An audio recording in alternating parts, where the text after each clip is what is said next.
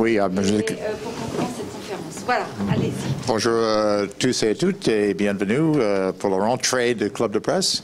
Nous avons un invité très intéressant, très important, celui Diallo de Guinée et chef d'opposition, comme vous connaissez tout. Je crois qu'on va commencer tout de suite. Monsieur Diallo, si vous avez quelques mots à dire ou... Oui, je peux dire quelques mots avant. Vous avez le micro là. Ok. Ouais. Allô? Voilà. Ah oui. Je voudrais d'abord remercier ceux qui ont bien voulu assister à cette conférence de presse pour ce déplacement matinal. Le sujet, c'est bien sûr Ebola en Guinée. Je voudrais peut-être commencer par décrire le contexte dans lequel cette maladie est apparue dans notre pays.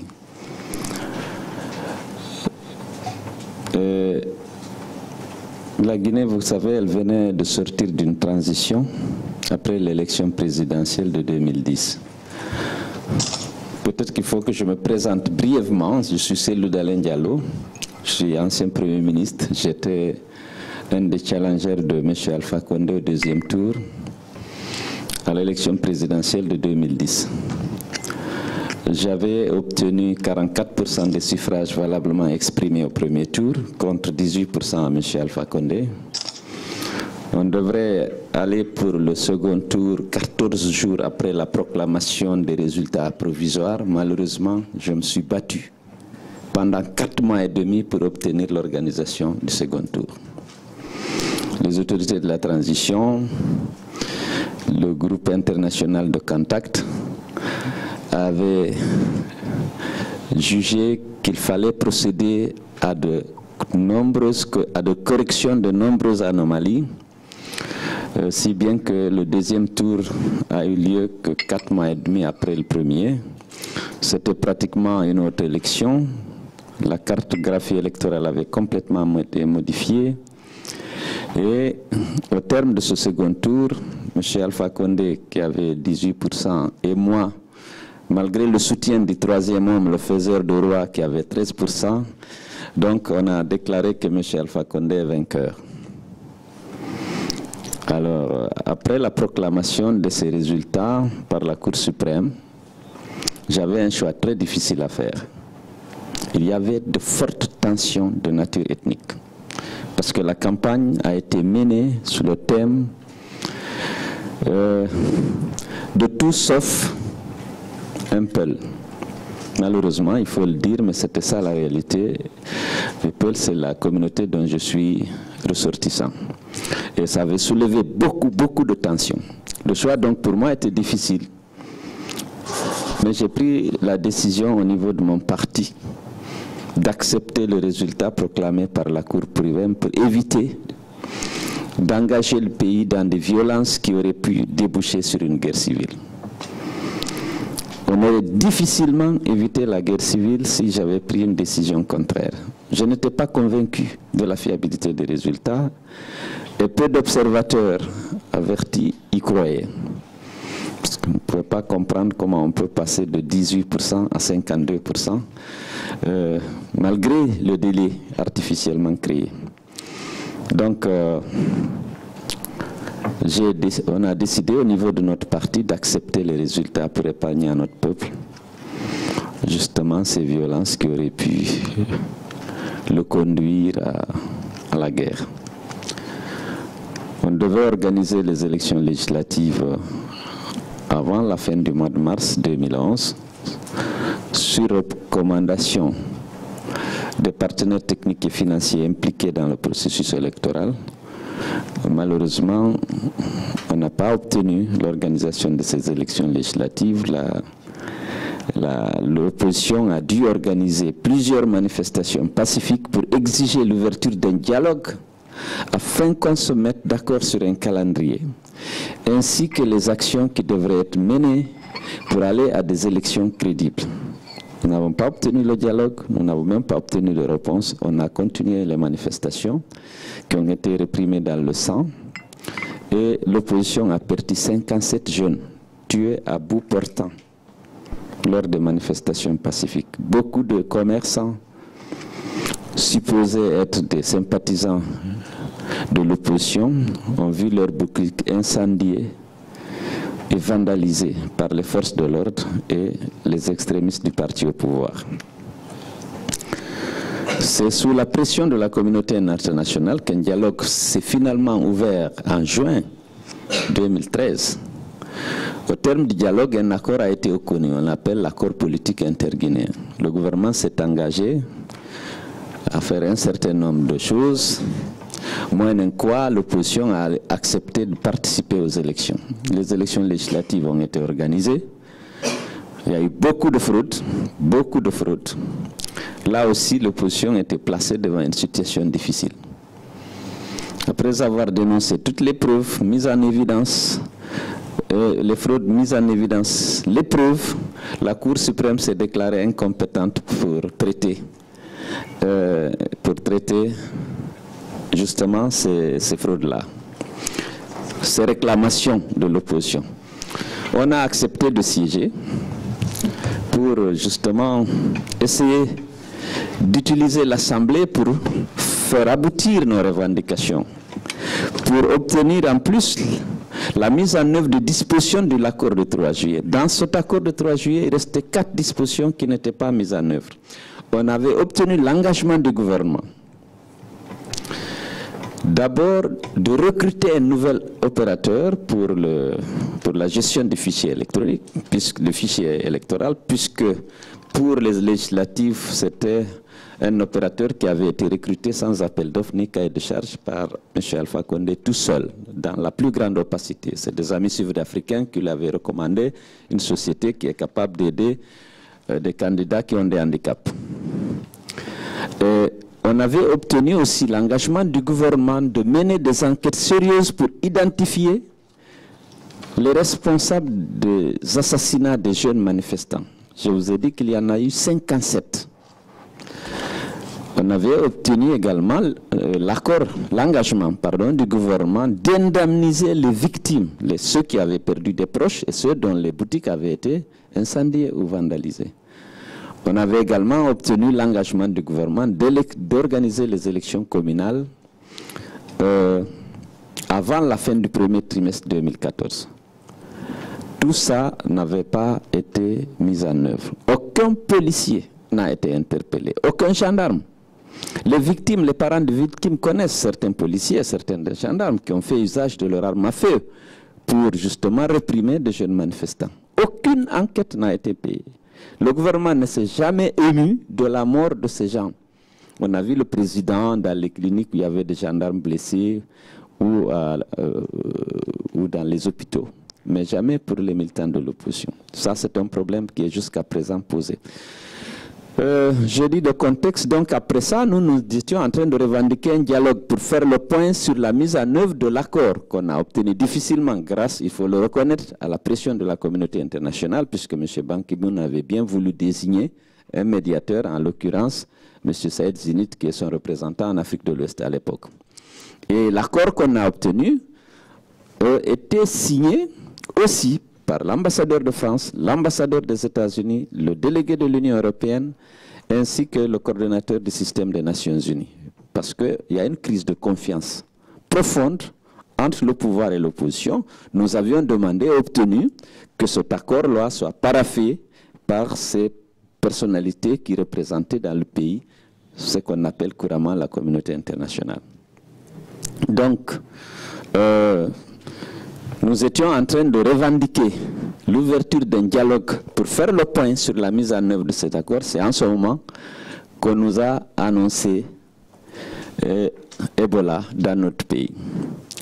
Mais il faut dire que sur le plan économique, au-delà de ces frustrations, de ces tensions politiques, il y a une situation économique difficile.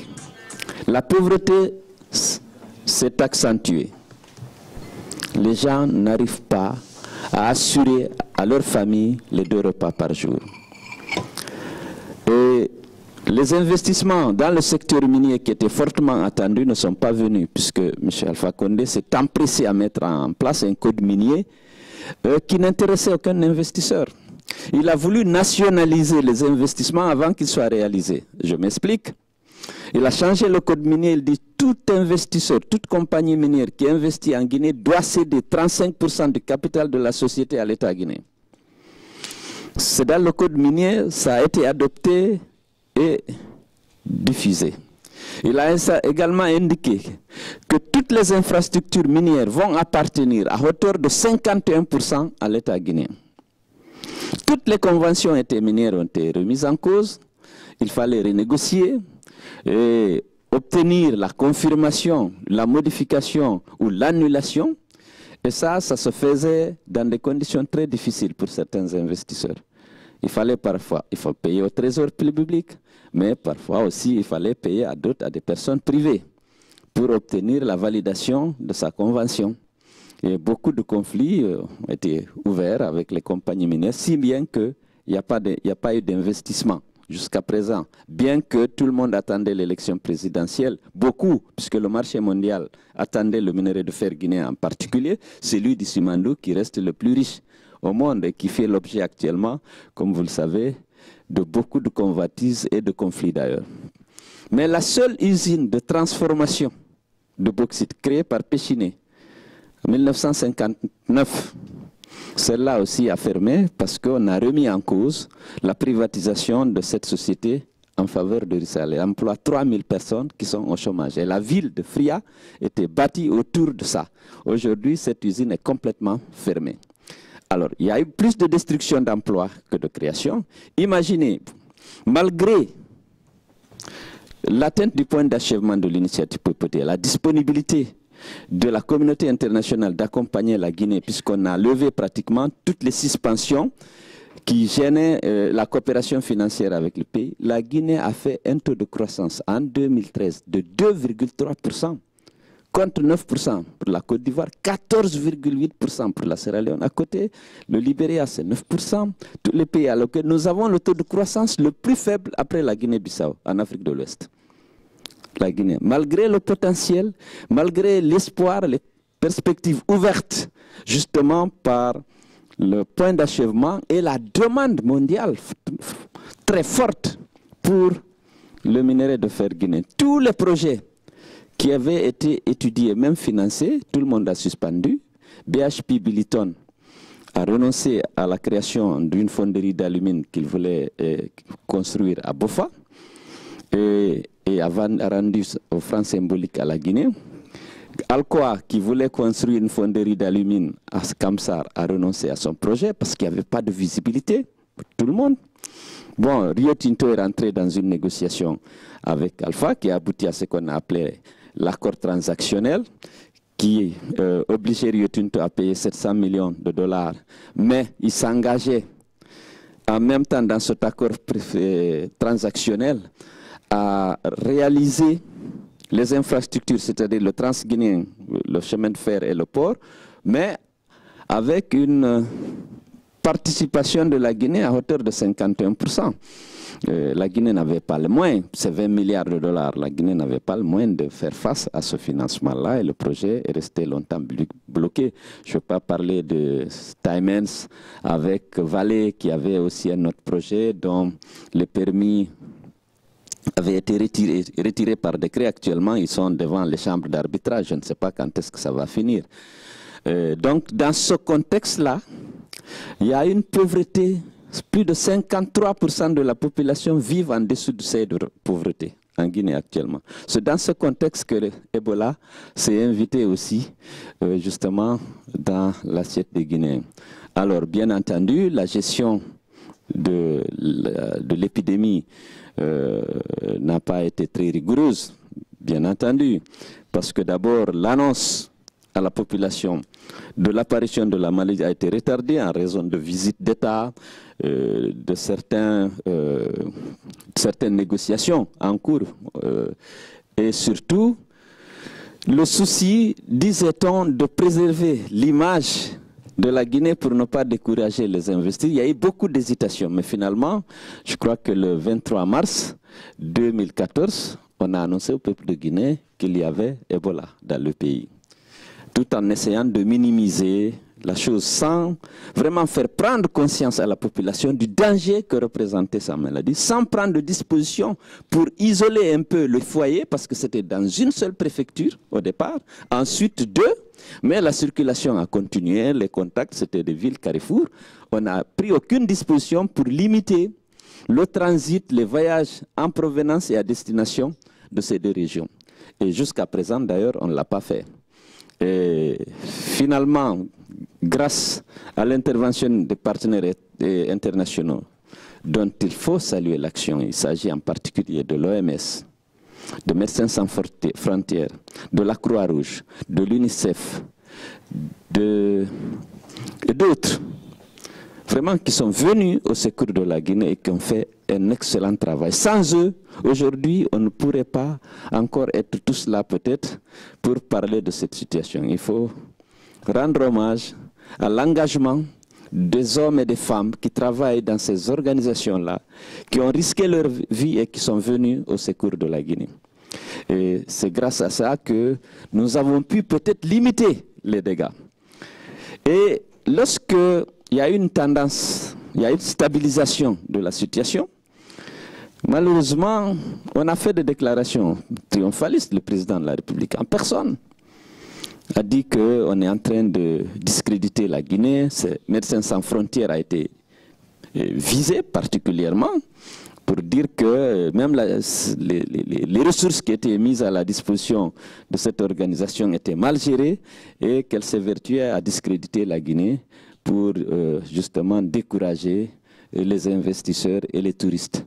Même l'opposition a été accusée de ça par le RPG, le parti au pouvoir. On a dit que c'est l'opposition qui est en train justement de faire cette publicité malveillante sur la Guinée alors que Ebola est maîtrisé. Et ça, c'est des propos souvent qui étaient tenus par le président de la République et donc qui avaient un impact parce que la vigilance avait baissé à un moment donné. On a dit qu'il n'y a plus d'Ebola, il n'y a que des gens qui sont hostiles à la Guinée, qui ne veulent pas de développement de la Guinée, qui sont en train de salir l'image du pays à l'extérieur.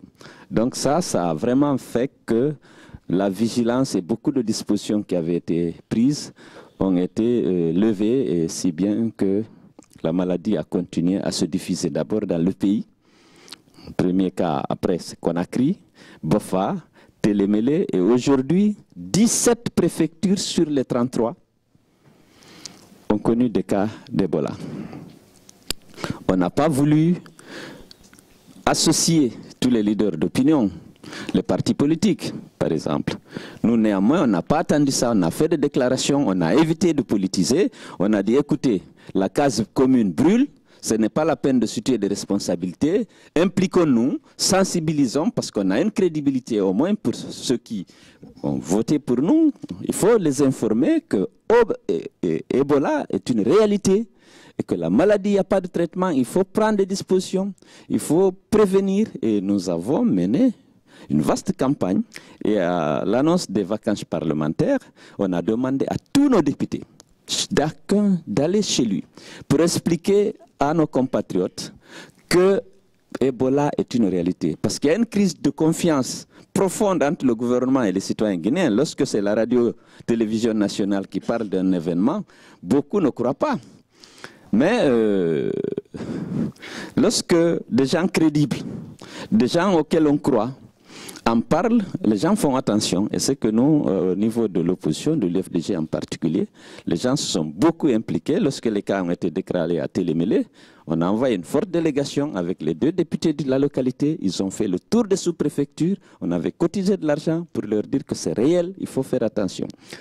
Donc voilà, je voulais vraiment saluer l'intervention prompte et énergique de la communauté internationale, des ONG qui sont venus au secours de la Guinée. Mais je pense qu'ils doivent aussi veiller à ce que les ressources qu'on est en train de mettre à la disposition de nos États soient utilisées judicieusement pour lutter contre la propagation et l'éradication de cette maladie. Je pense qu'il faut veiller à ça, parce que c'est la déliquescence de nos États qui explique aussi les difficultés de lutter efficacement contre la propagation de la maladie. Parce que le système sanitaire est très fragile, très faible. Imaginez qu'en Guinée, que le budget de la santé ne représente que 2,4% des dépenses totales. Alors que l'OMS recommande que ce taux soit porté à 15%. Nous sommes à 2,4%. C'est inférieur au budget de la présidence de la République. Voilà, j'ai été déjà très long. Il y a beaucoup de choses à dire sur le contexte.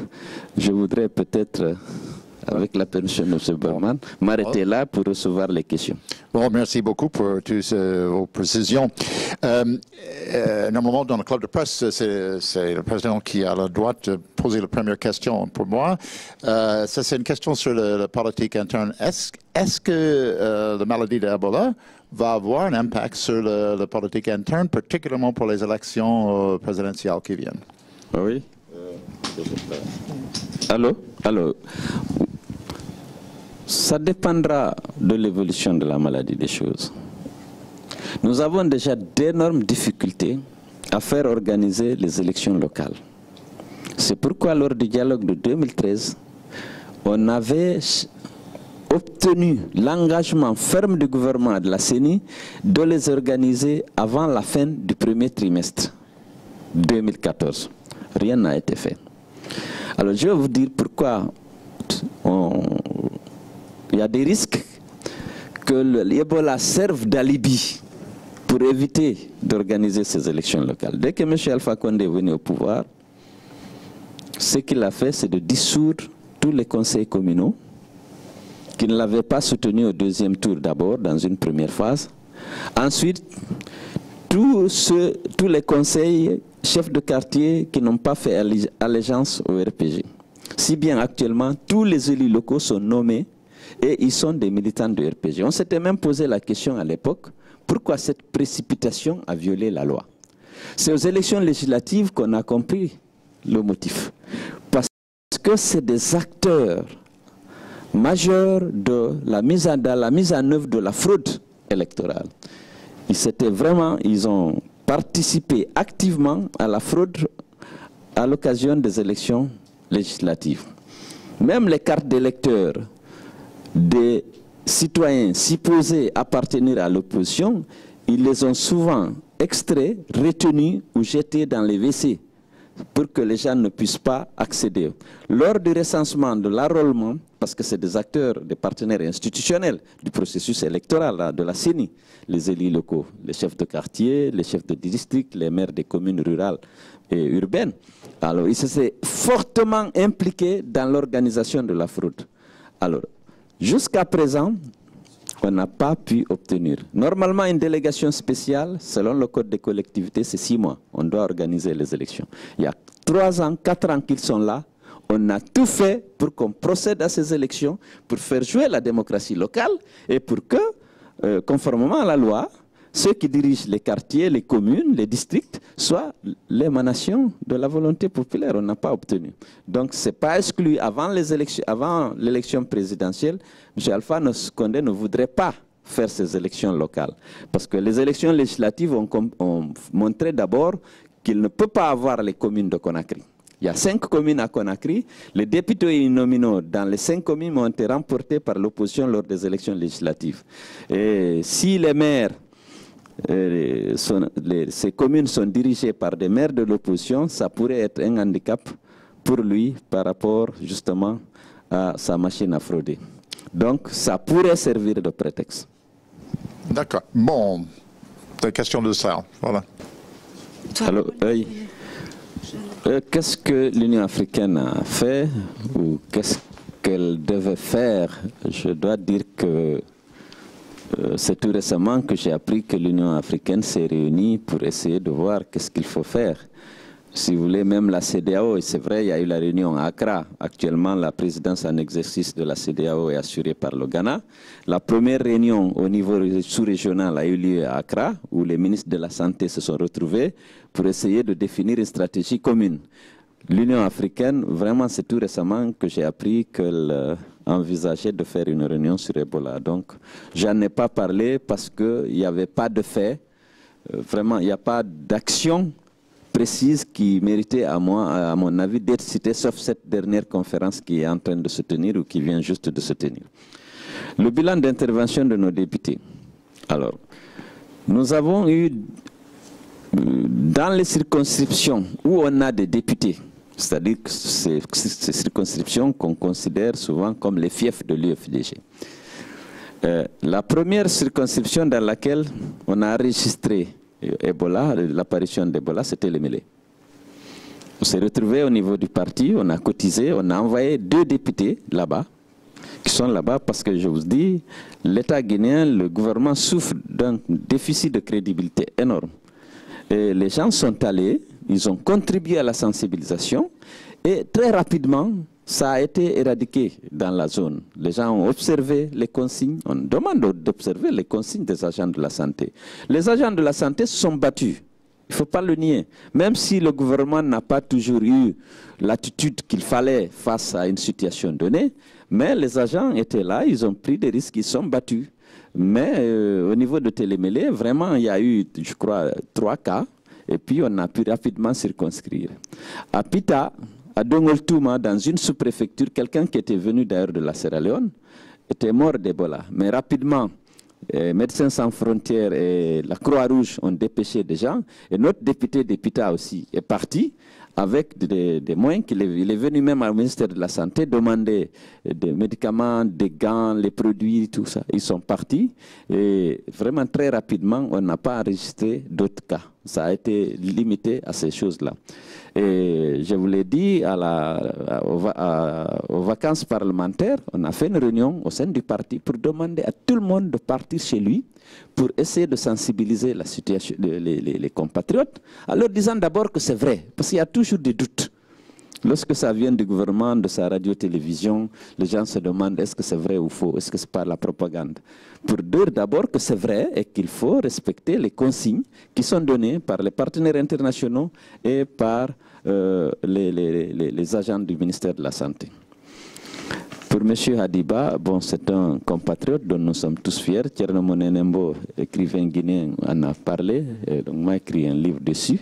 Bon, pour le moment, le parti, l'UFDG, n'a pas envisagé d'organiser une cérémonie. Il est mort pour la France. Nous sommes fiers qu'il ait fait preuve de beaucoup de courage et de choses, mais c'est bon que la France d'abord lui rende hommage. Nous, on est fiers que notre fils compatriote ait fait preuve de tant de courage, voilà, je ne sais, de combativité en défendant la France ou en défendant la liberté tout court. Monsieur le Président Vincent Hugeux, l'Express, au regard de l'ampleur et de l'intensité du péril, avez-vous tenté, au nom d'une hypothétique union sacrée, d'orchestrer une initiative qui conduirait par exemple à un appel commun allant du président Alpha Condé jusqu'à des chefs traditionnels respectés, différentes régions du pays, via les anciens premiers ministres et les leaders de l'opposition, pour précisément tenter de rompre ce cercle de la défiance que vous évoquiez à l'instant. Et question subsidiaire, si vous étiez appelé à prendre cette initiative pour justement transcender un peu le contentieux politique dont on sait l'intensité dans votre pays, est-ce que il serait efficace ? Est-ce que ce serait encore audible et crédible par la population guinéenne? Merci beaucoup. Merci. Bien, vous savez, l'apparition de la maladie a coïncidé à une demande réitérée de l'opposition d'ouvrir le dialogue. On nous avait opposé un refus catégorique. Parce qu'en Guinée, l'opposition a 3 recours. C'est le dialogue, la pression de la communauté internationale ou la rue. La rue nous coûte énormément cher. Je vous ai parlé de 57 jeunes abattus par les forces de l'ordre à bout portant. Il y a eu 1400 jeunes arrêtés, jugés et condamnés parce qu'ils étaient en train d'exercer ce droit qui leur est reconnu par la Constitution. On a une dizaine de jeunes paralysés à vie. Donc les manifestations, ce n'est pas vraiment notre choix premier. Nous avons demandé le dialogue, écrit 2 fois au Premier ministre, retrouvons-nous pour faire le point sur les accords. Ce qui a été fait, ce qui n'a pas été fait, ce qui n'a pas été fait, pourquoi ça peut, et quand est-ce qu'on pourrait le faire, dans quelles conditions, avec quel opérateur, avec quelle modalité. Non, pas de dialogue. De 2011 à 2013, nous sommes en train d'organiser des manifestations parce que simplement le gouvernement a refusé d'ouvrir le dialogue. M. Alpha Condé n'est pas un homme de dialogue, c'est très difficile avec lui, le dialogue. Ici, lorsque nous avons fait notre première déclaration, d'ailleurs beaucoup de diplomates, l'ambassade des États-Unis, la France nous a salués parce qu'on a évité de politiser. On a dit que la maison commune brûle, que chacun, là où il est, il doit apporter sa contribution vraiment à la lutte contre la propagation de cette maladie. C'est une question de sécurité nationale. Bon, je vois tous les diplomates ont félicité l'UFDG pour cette déclaration qui n'était pas du tout politisée. Mettons-nous ensemble. Mais du côté du gouvernement, la porte est toujours fermée. Pour ce que l'opposition, on a voulu nous présenter comme des gens qui voulaient ternir l'image du pays pour empêcher M. Alpha Condé d'avoir un bilan parce qu'on disait que Ebola est vrai. C'est une réalité qu'il est là. C'est une menace sérieuse à la vie de nos compatriotes. C'est sûr que si on le fait, moi j'étais à l'Abbé dans ma région, alors on était à la mosquée, j'ai pris la parole. J'ai demandé à ce que les gens évitent de se serrer la main pendant cette phase. Ça va être passager. J'ai demandé à l'imam, vraiment partout où il doit prendre la parole, d'indiquer aux gens que Ebola est une réalité et qu'il n'y a pas de médicaments. Il faut suivre les consignes données par les agents de la santé et les partenaires internationaux. Je pense que si on avait fait ça, ça aurait pu porter. Parce que je vous dis que le gouvernement souffre d'un déficit de crédibilité énorme. Et lorsque les gens de l'opposition en ont parlé, moi j'ai eu quelqu'un qui est venu me dire, et là, nous c'est lorsqu'on vous a entendu parler de ça qu'on a cru, parce que la RTG, on ne croit pas à ce qu'elle dit. Bon, je dis, bon, donc il y a d'autres, ce n'est pas que les leaders des partis politiques, il y a des gens de la société civile, il y a des organisations, il y a surtout les imams qui sont aussi bien écoutés, chacun dans son village, dans son territoire. Et on aurait dû mobiliser tout le monde pour cette sensibilisation, ça aurait porté. Oui. Harold Iman de BFM TV. J'ai 2 questions ici. Oui. Premièrement, bon, l'origine d'Ebola en Guinée, est-ce que vous avez une idée? Parce qu'il y a une petite rumeur que ça aurait été introduit depuis la RDC. Bon, c'est une rumeur, j'ai pas l'ombre d'une preuve, mais au moins j'aurai une réponse sur la rumeur. Et deuxièmement, comment expliquer qu'après toutes ces années, tant de richesses qui dorment n'ont pas pu susciter une réaction organisée des entreprises privées ou de la communauté internationale pour débloquer une situation? C'est très rare d'avoir autant de richesses minières qui dorment sous le nez de tant de personnes intéressées. Voilà. Bon, il y a eu beaucoup de rumeurs hein, dans la vie. Les gens les proches du pouvoir disaient même que c'est BSGR qui a amené ça, qui a importé ça de la RDC, ou d'autres, bon, beaucoup de rumeurs qui, je considère, qui sont sans fondement. Hein, voilà. Bon, pour ça, par rapport à ces rumeurs-là, je n'ai pas vraiment de commentaires à faire. Je considère que c'était des rumeurs. Et voilà. Maintenant, la pauvreté de la Guinée, malgré l'existence de son potentiel énorme, bon, ce n'est un secret pour personne. On disait 2/3 des réserves mondiales de bauxite. Bon, les gens, aujourd'hui, c'est la moitié. En fait, c'est beaucoup plus. La moitié des réserves mondiales prouvées de bauxite sont en Guinée, dans une zone dans laquelle il y a le Concouré, qui recèle 2000 mégawatts d'hydroélectricité. Le schéma au temps colonial, c'était l'industrialisation de l'Afrique de l'Ouest par la Guinée.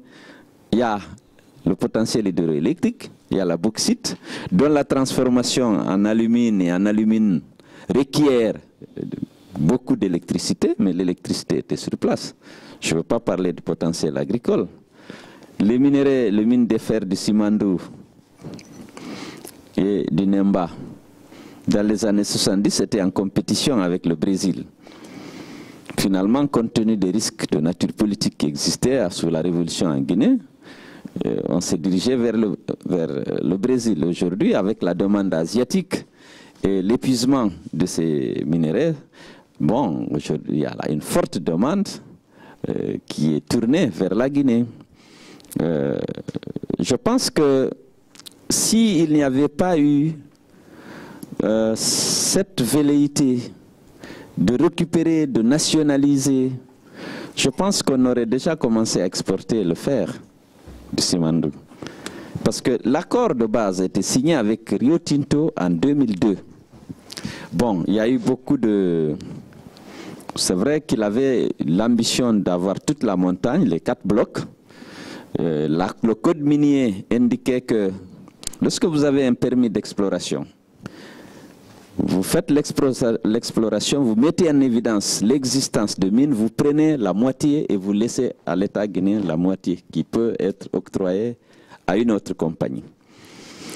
Rio Tinto a fait l'exploration, je crois qu'il a eu le permis en 1979. Et puis en 2001, il a prouvé l'existence de ce minerai qui était économiquement exploitable. L'accord de base a été signé en 2002. Bon, il a été contesté plus tard pour plusieurs raisons, parce qu'on disait que Rio Tinto ne veut pas investir tout de suite, mais il veut faire sa même mise sur le minerai, parce que c'est le plus riche au monde, et tout ça. Il y avait le problème des infrastructures, parce que c'est à 650 km du port de Conakry. Même la Côte d'Ivoire, à un moment donné, a proposé à la Guinée d'exporter par San Pedro ce fer-là. Je me souviens bien que le président Bédié est venu à Conakry, j'étais à l'époque ministre des Transports. C'était le problème parce que du côté ivoirien, le Simandou est presque à la frontière. Du côté ivoirien, il y a du minerai de fer d'une teneur plus faible, dont l'exploitation ne peut pas être très rentable parce que ça exige la construction d'un chemin de fer. Et tous ces coûts-là, si maintenant on s'associait pour exploiter ensemble, ça allait rentabiliser et justifier la construction d'un chemin de fer entre San Pedro et le port et la mine sur le Simandou, et aussi bien du côté guinéen que du côté ivoirien. Donc, je pense que le climat des affaires, l'absence de politique publique claire et l'existence vraiment d'un cadre juridique et réglementaire clair et la confiance des investisseurs, c'est des choses qui ont manqué parce qu'il y a eu la révolution pendant longtemps, il y a eu la taxe spéciale que Sékou Touré même avait imposée à partir de 1975 en violation flagrante des dispositions de la convention de CBG-Alcoa, et après ils sont allés en arbitrage, c'est en 1983 que la Guinée a été condamnée de renoncer à ça, parce que de façon révolutionnaire, on avait décidé d'imposer une taxe spéciale à CBG, à la compagnie des bauxites de Guinée qui réunissait Alcoa, Alcan pour l'exploitation de la mine de Sangaredi. CBG exporte environ 15 millions de tonnes de bauxite actuellement. À l'époque, la capacité était de 13 500 000 tonnes. Et on a imposé ça à Féchiné de manière qu'au cours d'un Conseil national de la Révolution, et puis ça coûte toujours cher à la Guinée, on nationalise. Donc il y a eu des politiques publiques qui ne rassuraient pas les investisseurs, c'est sûr, c'est évident. Il y a un déficit d'infrastructure, et puis bon, le marché mondial aussi qui fluctue, parce qu'actuellement il y a la crise. Le président Alpha Condé, après avoir signé l'accord transactionnel avec Rio Tinto, a obtenu 700 millions de dollars, dont on pourrait revenir sur l'utilisation d'ailleurs, voulait ces derniers temps que Rio Tinto investisse avant l'élection présidentielle de 2015. Il a tout cédé. Rio Tinto a dit non, on ne peut pas pour 2015. Il faudra attendre vraiment en 2018 si le marché se redresse, parce que la demande mondiale a beaucoup baissé suite à la crise. Et aujourd'hui, ils avaient ouvert une autre mine en Australie c'est pas élastique à l'infini, hein, ça demande, il faut tenir compte de la demande. Donc, voilà. Roger Bongos, Agence africaine d'information, Afrique Rédaction. Monsieur le Président, je souhaiterais en fait m'apaisantir sur un cas d'espèce qui se passe dans votre pays, les problèmes des clans, des tribus, des ethnies. Il y a les Maniquais, il y a les Soussous et il y a le Peul dont vous êtes origine. Alors, il y a des divisions dans votre pays et comment peut-on faire pour gérer un pays avec cette grande division qui existe? Ça, c'est la première question. La deuxième question, le président Alpha Condé a modifié, en fait, a révisité le contrat minier. Alors, il y a eu un procès avec un franco-israélien qui a intenté un procès par rapport à cela. Est-ce que ça rassure les investisseurs par rapport à ces cafouillages autour de la gestion de ces mines? Et la troisième question pour terminer, concernant la RDC. La RDC, en 1987, il y a eu la première apparition de cette maladie, enfin, cette épidémie, où il y a eu une résurgence pendant 4 fois de cette maladie. Pourquoi le pays ne s'est pas rapproché de la RDC pour avoir son expertise pour, bien entendu, éradiquer cette épidémie? Merci. Merci. Bon, écoutez, le tribalisme, évidemment, il existe un peu partout. En Guinée, il a été largement accentué pendant la campagne 2010.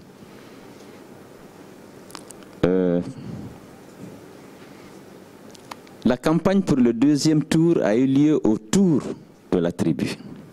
Il faut le dire.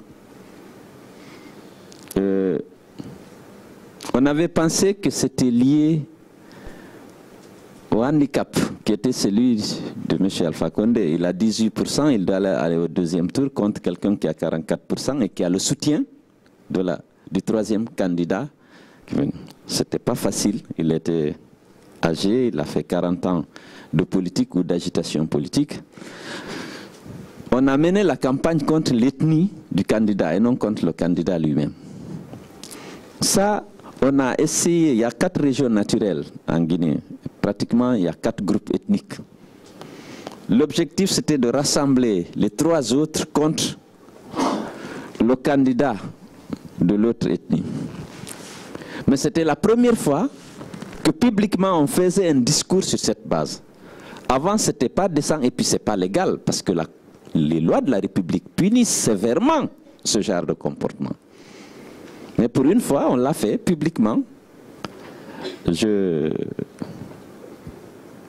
ferai écouter des discours. Vous ne pouvez pas dire qu'on peut tenir des discours publics comme ça.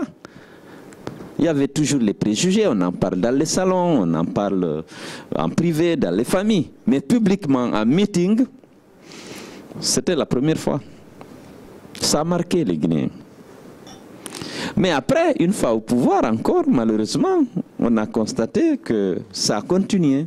La stigmatisation, l'exclusion, maintenant pas vis-à-vis d'une seule ethnie. Parce qu'il y a le repli communautaire dans la politique.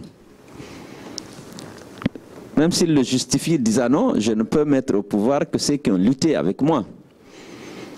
Mais souvent, il se trouve que la majorité de vos militants viennent de votre ethnie. Ce qui était nouveau, c'était vraiment d'en parler ouvertement. Parce que M. Alpha Condé a dit une fois, en 93 déjà, il dit « Tous les Malinqués qui voteraient pour Conté sont des bâtards. » Parce que Conté était Soussou. Publiquement. Lui, il a contribué vraiment à exacerber ces contradictions de nature ethnique. Il a parlé de mafia Peul, de ceci et cela. Sinon, pour le reste des leaders avant, c'était pas décent d'en parler, même si les gens le ressentaient, même s'il y avait des préjugés forts, parfois, mais en parler, c'était vraiment pas décent et c'était pas possible. Comment lutter contre ça? Moi, je pense qu'il faut travailler pour instaurer l'état de droit, la République des citoyens. Je pense que c'est pas facile, mais c'est dans cette direction, l'état de droit. Veiller à ce que les choses se passent dans le respect des règles, des critères objectifs de mérite, de compétence, mais ne pas choisir sur la base de l'appartenance, décider sur la base de l'appartenance politique ou ethnique. C'est une volonté politique qui doit se manifester par des actes concrets, parce que les gens sont vigilants. Vous savez, en Afrique et d'ailleurs un peu partout, les gens font attention, ils veulent savoir ce que le chef veut, et non ce qu'il dit ou ce qui est écrit. Ils sont à la recherche des faveurs du chef, soit pour avoir un poste, pour avoir des avantages, un marché public, un recrutement dans l'armée, dans la fonction publique, des positions. Si maintenant il y a une volonté politique de changer ça, de créer l'État des citoyens, la République des citoyens, eh bien il y aura d'abord la transparence, ensuite l'égalité des chances. L'égalité des chances, un État dans nos pays, c'est un État qui est capable de garantir l'égalité des chances. Et que de choisir maintenant celui qui répond au mieux aux critères préalablement définis. C'est pas facile, vous allez dire que c'est facile à dire, mais c'est dans cette direction, à mon avis, qu'il faut aller. La RDC, pardon, écoutez, on aurait pu peut-être s'adresser à la RDC pour savoir comment elle a pu gérer, mais on m'a dit que l'avantage que la RDC, c'est toujours dans des villages, ce n'est pas dans les grandes villes. Nous, ça s'est déclaré dans les villes où il y a beaucoup d'activités. Guékédou, c'est une ville carrefour entre le Libéria, la Sierra Leone et la Guinée. Lorsque vous êtes dans la ville de Guékédou, vous voyez le Libéria ici, le Sierra Leone ici, et c'est une ville vraiment commerciale. Donc lorsque c'est dans un village, parce qu'on nous a dit, je ne sais pas, j'ai entendu dire qu'au Zaïre, enfin en RDC, à l'époque c'était sans doute le Zaïre, c'était toujours dans le monde rural, dans des villages que la maladie a éclaté. Et que là c'est plus facile de circonscrire, d'isoler les gens et de traiter. Ceci dit, peut-être que la Guinée n'a pas pensé à solliciter l'expertise et l'assistance de la RDC, elle aurait pu le faire. On va en parler. Je pense que l'OMS et ces ONG-là capitalisent quand même les expériences parce qu'ils ont déjà dit que ce n'est pas le même virus, c'est une autre variante. Parce que pour démentir l'idée selon laquelle c'est importé du Zaïre, ils ont les laboratoires auraient mis en évidence une certaine différence, une certaine nuance entre les deux virus. Les contrats miniers, bon, écoutez, le gouvernement est en conflit avec BSGR et Vale, d'un côté. Il y a beaucoup de motifs qui ont été donnés. Vale, BSGR avait eu le permis sous Conté, je crois, oui, sous Conté. Après, il s'est associé avec Vale en vendant à Vale une partie du permis qui lui aurait procuré 2,5 milliards. C'était une plus-value forte. On disait qu'il n'avait payé que 150 millions de dollars pour avoir un droit dont il a vendu la moitié pour 2,5 milliards. Ça a l'air de ne pas être décent, mais c'est légal. Vous avez un droit, vous pouvez avoir une plus-value. Ce qui n'est pas légal, c'est la corruption, qui n'est pas, c'est pas décent, c'est pas légal. Est-ce que c'est en raison de la corruption ou de la plus-value? Mais le code minier guinéen, à l'époque, n'exige pas de l'investisseur l'achat du titre. C'est dans la négociation de la convention que l'État prévoit les revenus que l'investisseur doit lui verser au cours de l'exploitation.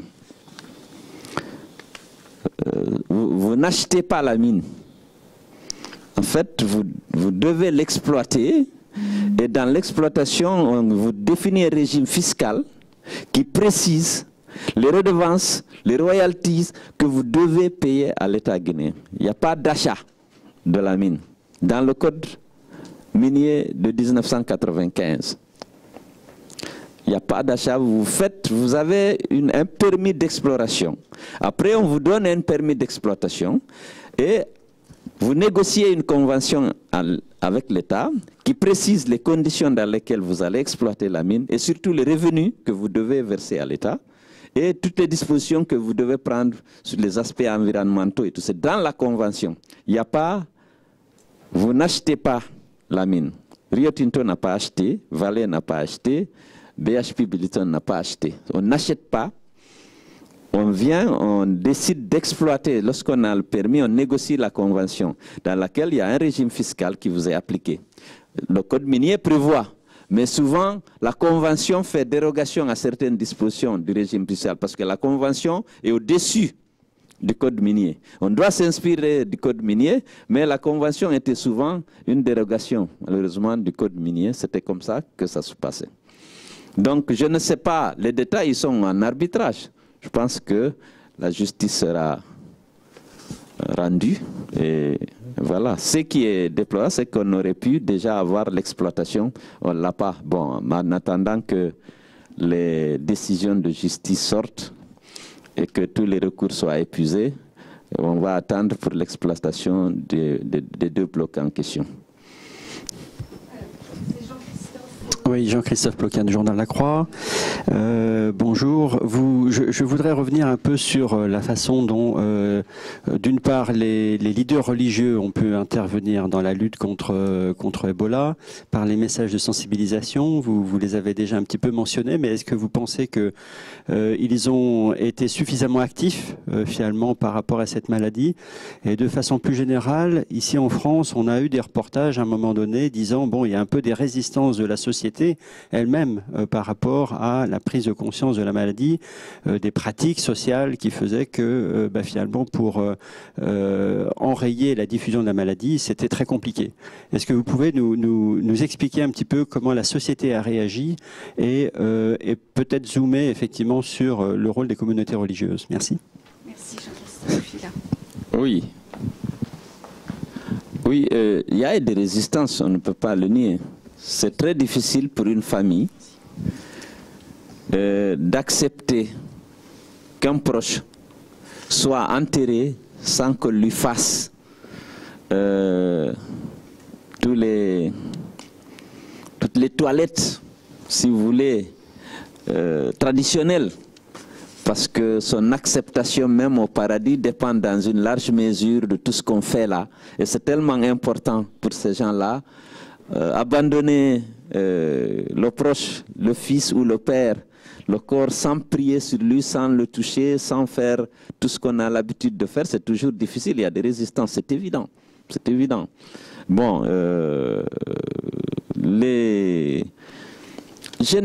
honnêtement, je n'ai pas senti dès le départ une implication forte des religieux. Moi, j'ai insisté lorsque j'étais à l'abbé, auprès du grand imam, j'ai dit il faut que, on s'est vu avant, on s'est salué, j'ai dit il faut dire aux gens d'éviter de se saluer, de s'embrasser pendant cette période, parce qu'il y a des gens qui arrivent, tout ça. On est allé à la mosquée, il ne l'a pas fait. Lorsqu'on est sorti, j'ai dit, parce que je n'étais pas juste à côté de lui, j'ai dit tu n'as pas dit, tu sais ce que tu dis là, ça compte pour les gens. Il faut que toi-même tu le dises. Moi je l'ai dit, mais bon, je suis politique malgré tout, mais le religieux, il faut le faire, mais je crois que le gouvernement ne leur avait pas aussi demandé de le faire. Je pense que aussi, le gouvernement a compté sur la RTG, la radio-télévision guinéenne, qui n'est pas du tout crédible. Pour plusieurs raisons, c'est pas chez nous. Souvent, les médias publics ne sont pas toujours aussi crédibles. Et ils n'ont pas fait de spot pour la télé, pour les médias privés. Il n'y a pas eu un effort vraiment visible pour la sensibilisation. C'est sûr qu'il y a des résistances, il faut obliger les gens. Il y en a qui comprennent facilement. On m'a dit, lorsque les gens sont allés à Télémélé, vraiment les gens, lorsque les députés ont fait le tour de ce qu'ils ont parlé, ils ont dit qu'ils ont compris. Et après, on a adopté, ils ont constaté un changement dans le comportement des gens vis-à-vis de la maladie. Mais ce n'est pas toujours évident. Je n'ai pas senti une implication forte des imams non plus. Oui, bonjour, John Irish de l'agence Reuters. Vu la situation politique interne que vous avez décrite, est-ce que vous pensez que c'est vraiment possible d'avoir des élections crédibles, justes et libres l'année prochaine? Merci. Je dois avouer que je suis très sceptique. Bon, je suis le chef de file de l'opposition, hein, donc j'essaie d'être objectif pour être crédible aussi à vos yeux. Ça raconte n'importe quoi. Mais je ne sens pas la volonté politique de la part de M. Alpha Condé d'organiser des élections transparentes. Je sais, en raison de l'absence de résultats, parce que je n'ai pas abordé des questions sur lesquelles il s'est engagé publiquement. Je vais régler le problème de l'électricité dans 6 mois. Aujourd'hui, on a moins d'électricité, on a moins d'eau courante, on a moins de sécurité. Et ça a profité à l'opposition. Il est lui-même conscient que s'il organise des élections transparentes, il a peu de chances de passer. Parce que je peux vous assurer aujourd'hui, mon parti, l'UFDG, est plus fort aujourd'hui qu'à la veille du premier tour de l'élection présidentielle, très honnêtement. Parce qu'il y a eu beaucoup d'adhésions, en raison des difficultés de la vie, en raison des promesses non tenues, en raison de la précarité qui affecte une grande partie de la population. Parce que pour eux, la responsabilité, c'est Alpha Condé. Je vous ai dit combien de fois la vie est dure actuellement. Il n'y a pas eu de croissance. 2,3% en 2013. Seulement. Alors que l'Afrique au Sub-Sahara a fait 5% de croissance. Et il n'y a pas eu d'emploi. Il y a moins de sécurité. Et il le sent. Parce que des zones qu'il considérait avant comme des fiefs, comme la Basse-Guinée, la forêt, où il y a assez de problèmes. Des gens viennent adhérer dans les partis de l'opposition. Je ne veux pas dire que c'est moi seul qui reçois ces gens qui quittent ou qui avaient fait confiance au deuxième tour. Il y en avait. Mais aujourd'hui, tout le monde est déçu. Il n'y a rien, les gens souffrent énormément. L'exode rural est devenu l'exode de la Guinée, d'ailleurs. Tout récemment, chaque fois, parmi les enfants qui, dans l'océan, ici, hier, il y avait une délégation de députés qui était partie à Leluma, un village qui a perdu, ici, venait essayer de passer, d'atteindre l'Europe par la Libye. Un village, Leluma, c'est la belle famille de M. Ba. Ils ont perdu combien de gosses? 7 gosses. On a envoyé une délégation du parti dans une seule sous-préfecture, Corbeil, pour saluer. Donc, nous avons lancé un appel à la communauté internationale pour leur dire qu'il faut veiller à ce que ces élections soient transparentes. Parce que si ce n'est pas le cas, il y a un autre risque d'être la Guinée. Les gens ne peuvent pas continuer à accepter que les élections soient fraudées. On veut qu'on respecte le choix du peuple, le suffrage. Or, actuellement, compte tenu des difficultés qu'on a eues pour faire renvoyer Weimar Sabari, alors que l'engagement ferme avait été pris au terme du dialogue qui s'est tenu en juin 2013, une fois qu'on ne voulait pas se débarrasser de Weimar Sabari. Et la CENI et NVD, les institutions ne sont pas indépendantes. Lorsque l'Union européenne a offert récemment de mettre en place une assistance technique à la CENI et au Parlement pour aider la CENI à constituer le dossier d'appel d'offres pour le recrutement d'un nouvel opérateur dans la transparence, conformément aux dispositions de l'accord du 3 juillet, M. Alpha Condé a appelé les gens de la CENI, issus du rang de la mouvance, pour leur dire qu'il ne veut plus de l'assistance technique de l'Union européenne dans les élections. Même pas de l'observation. S'il y a lieu, il financera ces élections. Mais il ne veut plus de l'Union européenne parce qu'on a eu une mission d'observation électorale lors des législatives qui a été très stricte, très objective. Elle s'est rendue disponible. Et je dois dire que si l'opposition a pu limiter les dégâts, c'est parce que cette mission était présente. Parce que lorsqu'on a la présence d'un étranger, on fait attention. Mais entre nous, on ne se gêne pas.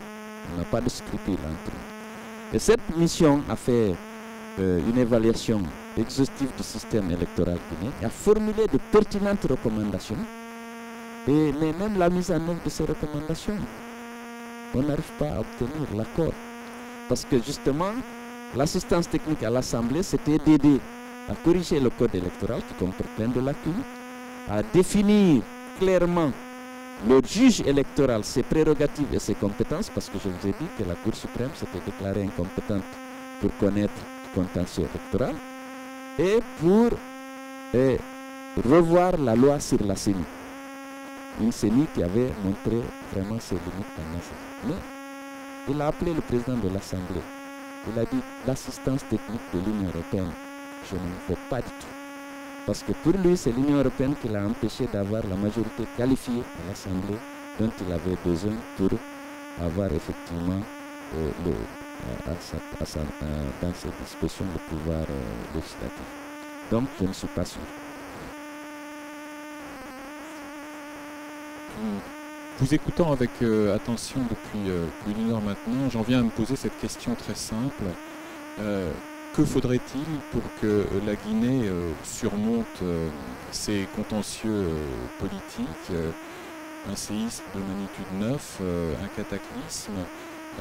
En d'autres termes, vous dénonciez à bon droit tout à l'heure l'ethnicisation du débat électoral, mais est-ce qu'il n'y a pas un autre poison ravageur dans votre pays, qui est l'hyperpolitisation de tous les défis et de tous les enjeux, y compris des enjeux vitaux et quasiment existentiels comme celui d'Ebola. Merci beaucoup. Oui, je pense qu'il y a une tribalisation systématique de tout. En Guinée, c'est vrai, ça, je ne suis pas sûr que ça soit comme ça dans d'autres pays. Mais quelle est la solution? Je considère que c'est la volonté politique. En Afrique, les présidents inspirent non pas seulement les ministres, les préfets, les gouverneurs, mais même la population. Le jour où on aura un président qui aura une ferme volonté politique de changer et qui, par l'exemple, va donner l'orientation des choses en étant ferme par rapport au respect des lois et des règlements, par rapport au respect de ce qu'il considère comme essentiel, l'égalité des citoyens, qui est capable, par son comportement et par celui de sa famille politique et biologique, de montrer aux autres la direction à prendre. Et s'il reste intransigeant par rapport à ça, la Guinée va avancer. Mais les Guinéens, par habitude, savent que ce que le chef dit ou ce que la loi prescrit, ce n'est pas important. C'est ce que veut le chef qui est important. Parce qu'on a eu des gens qui savaient faire de bons discours, ceux qui étaient très éloquents, séduisants, charmants. Mais la pratique était tout à fait différente de ce qu'il affirmait haut et fort. Les principes et les valeurs qu'il défend dans les discours, dans la pratique, c'était le contraire. Et ça perdure. Avec Alpha qui a dit qu'il reprend la Guinée là où Sékou Touré l'a laissé, on retrouve vraiment c'est pas une ressemblance énorme dans un contexte tout à fait différent, pas dans les années 70, mais le complot intérieur, extérieur, le choix sur des critères strictement politiques des cadres.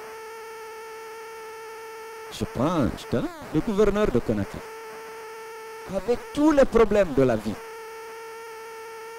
C'était le garde du corps du gouverneur, qui n'a même pas de brevet, qui n'a aucune formation. Mais comme il a réprimé avec une férocité particulière une manifestation de l'opposition, la réception que les gens voulaient organiser, il a été confirmé gouverneur de la ville, avec tous les problèmes. de gestion des espaces, d'assainissement que la ville connaît. Mais c'était l'objectif, c'était la répression de l'opposition. Le critère, on aurait pu trouver un militant de RPG, un aménagiste, un économiste, quelqu'un qui a un niveau de bon quand même, parce qu'il y a des problèmes sérieux. Mais quelqu'un qui n'a pas de brevet, qui n'a fait aucune étude de ça, parce qu'il a échoué à l'école, il a été jeté dans l'armée. Maintenant, on le met gouverneur de la ville. Ces choix-là aussi, il faut avoir une politique et trouver des hommes capables de mettre, qui partagent les mêmes valeurs que toi. On peut les trouver. Et veiller à ce que personne ne s'écarte le voie que tracé, par la sensibilisation, mais aussi par la sanction. Parce qu'il n'y a pas de discipline sans sanction. Si seulement on compte sur le civisme, la moralité, la probité des gens pour suivre, s'il n'y a pas le gendarme, je suis convaincu que la moitié des hommes partout dans le monde, plus de la moitié, n'observeront pas la discipline, ne respecteraient pas la loi. Mais en Afrique, le comportement du chef doit être exemplaire lorsqu'on veut changer. Parce qu'il y a tellement de problèmes, de vulnérabilité, de besoins, de pauvreté, que les gens sont à la recherche de faveur du chef. Il faut que le chef soit bien, soit qu'il obéisse, qu'il défende un certain nombre de valeurs de manière vraiment forte et visible pour que les gens disent « Ah ouais, lui-même il donne l'exemple ». Bon, je crois que ça c'est un très bon point de conclusion. Merci beaucoup. Je vous remercie beaucoup, M. Diallo, pour votre intervention et à vous tous pour assister ce matin pour la première conférence de presse de European American Press Group. Je vais vous présenter mes collaborateurs qui sont ici. M. Ousmane Gawal Diallo, il est député à l'Assemblée nationale de la Commission de défense et sécurité. Ça, c'est l'honorable Kalemoud Yansane, vice-président de la commission mine. Le député UFDG, bien entendu. Monsieur Baouri, vice-président du parti.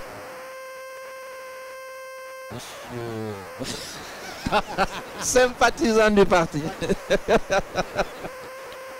Monsieur Banosso, vice-président par intérim, chargé des affaires politiques. Elarj Abdoulaye Bailo Diallo, qui est député à l'Assemblée nationale, qui était à Paris, qui était fonctionnaire du ministère des Finances, qui a pris sa retraite l'année dernière. Et il a été élu député de l'UFDG. On a créé les membres de deux commissions, la commission mine, la commission mine seulement. Ok. Bien. Moi, je suis membre de la commission information et communication. En tout cas, merci beaucoup aussi à vous pour votre patience et vos pertinentes questions. Merci bien.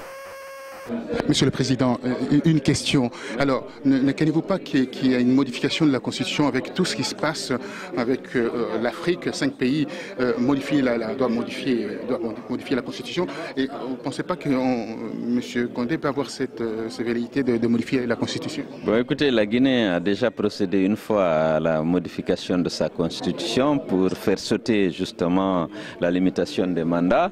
Après, on est revenu à la limitation de mandat. Je ne pense pas que les Guinéens acceptent de nouveau une modification de cette constitution.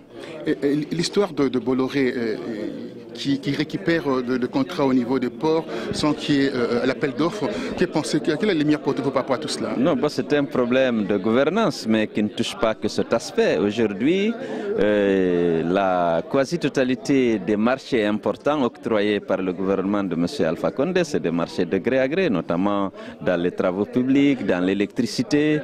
Vous n'êtes pas sans savoir qu'on a attribué un marché de près de 200 millions d'euros, un marché de gré-gré à une société brésilienne, Asperbras, pour installer 100 mégawatts depuis 2011, mais jusqu'à présent, l'entreprise n'a pas livré.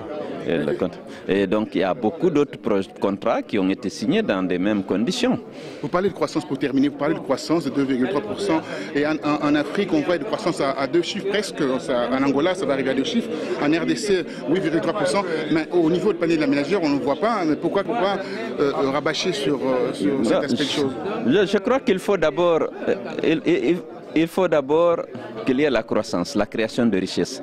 Maintenant, il faut des politiques qui permettent une répartition équitable de ces richesses. Mais s'il n'y a pas la richesse, ce sera difficile, ce sera impossible de la répartir. Donc la croissance est une excellente chose, il faut prendre les dispositions pour qu'il y ait la croissance, mais accompagner cette politique d'investissement et de croissance par des politiques qui permettent une redistribution de la richesse créée de manière à réduire la pauvreté et la précarité, notamment au niveau des gens les plus vulnérables. Alors, ce que les gens craignent aujourd'hui, pour terminer, ce que les gens craignent aujourd'hui, que le Peul prenne le pouvoir en Guinée pour tout capitaliser, pour tout confisquer en fait économiquement. Non, telle n'est pas la volonté d'un leader quelconque. Je pense que nous voulons bâtir un état de droit. Moi, mon ambition politique, si je me suis engagé en politique, c'est avec l'ambition de garantir l'égalité des citoyens devant la loi, de créer les conditions d'amélioration du bien-être de toute la population et d'assurer la sécurité de tous les fils du pays. La Guinée a un potentiel économique important, il faut le mettre en valeur et au profit de tout le monde, avec la participation de tout le monde. Je pense que c'est possible. J'ai eu une certaine expérience qui me permettrait, une fois président de la République, d'assurer justement une forte croissance, mais également une réduction, l'éradication de la pauvreté dans mon pays, parce que les moyens existent. Merci, Monsieur le Président. Merci.